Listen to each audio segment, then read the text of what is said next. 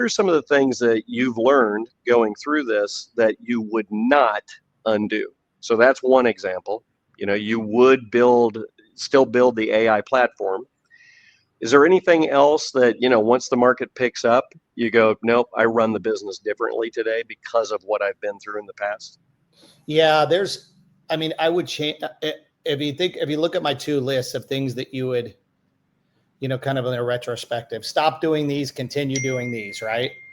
Mm-hmm. The stop doing is far bigger than the continue doing. I mean, we got some stuff right and made the right decisions there, but we just got a lot of stuff, wrong, just from different mindset and experience and all of that type stuff. I think the preservation of capital and being on the defensive and being a little more tactical is really important in this type of environment. I think that, some of the challenges that you face, is downsizing a company is not fun. Every decision is awful. There is no good decisions. And so, people ask, like, how's it been? I know you guys have been kind of, trying to manage through this, just because a lot of our competitors who aren't in agriculture, they're sort of either flat or down a little bit. But because we're in agriculture, because our biggest clients were really hurt during the last 4 years, it had a substantial impact on us. And so it's been, people ask, well, what's that like? I'm like, well, it's probably like having the flu for 18 months. Mm. They're like, that sounds awful. I'm like, I know. There's glimpses of hope and stuff like that. So it's not all awful. But for a little bit in the morning, you felt better for a while. Yeah. And then, no, I'm still sick. Exactly. So but that's the resilience piece of it that you just kind of figure and work through. And that's not for everybody. It really is not for everybody. You need a lot of support. If your spouse or your partner has to be pretty forgiving and understanding, because, there can be times where I'm like Dr. Jekyll and Mr. Hyde. Yesterday, I'm like, everything is wonderful and this is going to work out and I'm on a high. And then 8 hours later, it's like, oh, things aren't working out the way I thought it was going to be. You bring up a really interesting point that a lot of people don't think enough about, and that is, what's the impact on personally, mentally, and on your family? That's every time somebody says to me, like, oh, I want to be an entrepreneur and tell me all about how great it is. And I go, well, let's just sit down and talk for a second. So how did you personally manage through this? Because it's really hard on, hard on the ego, right? I mean, there's all kinds of humbling for sure. Yeah. Yes. Yeah. I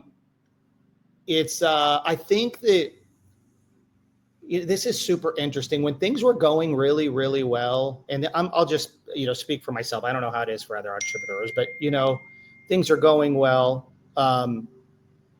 It's very easy to get caught up in hey, things are going well, things are going great, we're awesome. And, but what I realized even then, there's a little bit of an emptiness here. There's not a whole lot of a challenge in some ways. Like, where's the resistance? Where is the grit?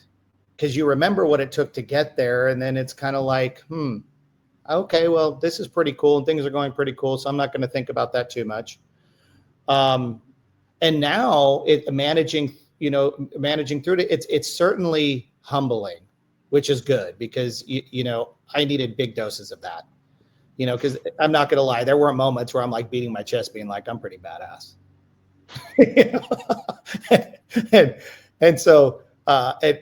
But life becomes a lot more real.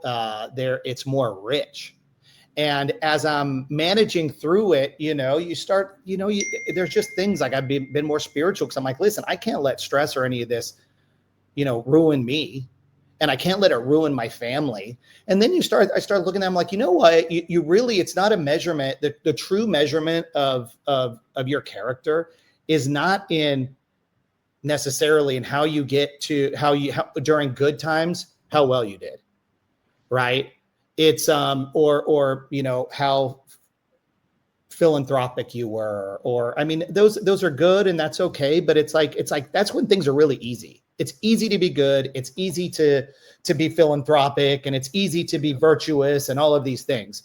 Well, it's not easy when things are going bad, and that's when it matters most. And so that's sort of what I've trying to be an anchor on, and that's the struggle is like, man, I've gotten hit, weeks in a row with bad news on things, but my daughter still needs my help to study. My little daughter still needs me to talk gibberish with her about different things because she's young, right? And my wife still needs me to be interested in the things that she wants to talk about. My middle daughter's in college and she's got things that she wants to talk about. I have a brother, I have my parents, I've got employees, you've got this network. And what I found is how I manage through this is really going to be, this is where what I want to measure is how well I manage through this. Mm-hmm. And so that becomes kind of a challenge, and I like challenges. And so, I'm really trying to focus on those things. And let me tell you, it's not easy, and I don't succeed at it all the time. In fact, I'm probably like batting 500 on that. If you ask my wife, I'm probably batting like 200, but well, what I think is really interesting about that is I agree with you that it gets real. The bad times are the times when that's when you're truly measured. Your integrity is measured in a different level.